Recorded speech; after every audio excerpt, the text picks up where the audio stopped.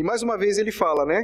Vos fazemos conhecer a graça de Deus concedida às igrejas da Macedônia. Porque no meio de muita prova de tribulação, manifestaram abundância de alegria. E a profunda pobreza deles superabundou em grande riqueza da sua generosidade. Eu confesso que quando eu li esse texto, estudando essa igreja pela primeira vez, eu quase caí de costa. Eu só não caí de costa porque eu estava sentado numa cadeira com encosto.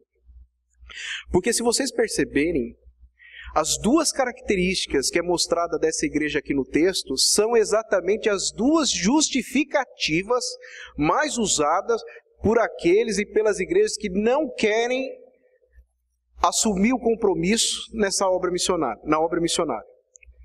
Quer ver? O primeiro deles. Eu tive experiência, né, de visitar várias igrejas, né?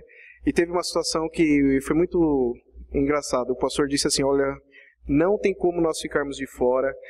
Nós temos que se preparar mesmo para alcançar o Japão, um dos países menos evangelizados do mundo.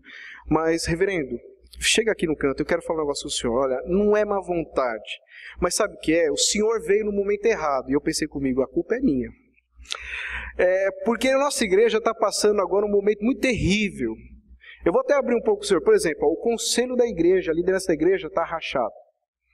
A junta diaconal tem irmão que está saindo no tapa. A SAF está fofocando. Os adolescentes estão indo para a balada. Nem as crianças estão dando mais sossego. É uma multa da prefeitura que chegou.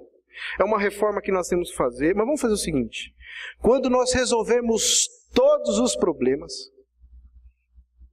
e a igreja estiver vivendo uma santa paz, pode deixar que nós vamos entrar em contato, nós vamos participar. E eu pensei comigo, esse homem está tendo uma visão errada, né? Porque enquanto nós somos igreja militante, é luta, batalha. Ele estava pensando na igreja triunfante, né?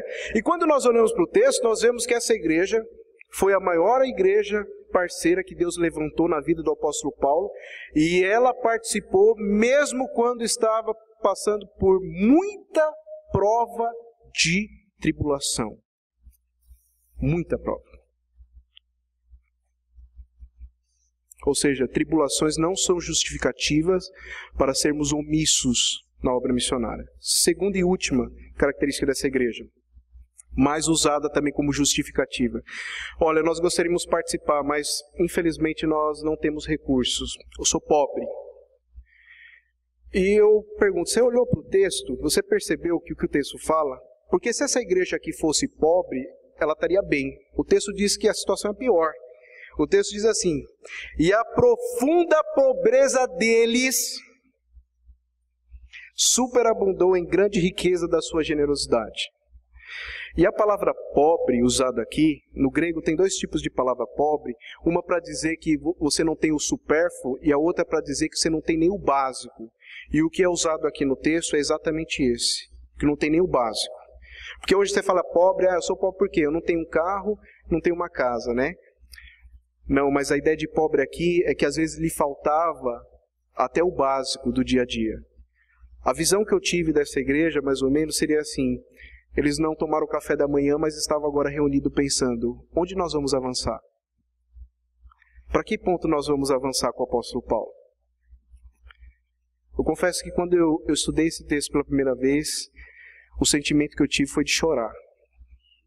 Chamei minha esposa, lemos o texto junto e ficamos reavaliando o quanto muitas vezes nós somos omissos e entregamos o resto para Deus na obra missionária.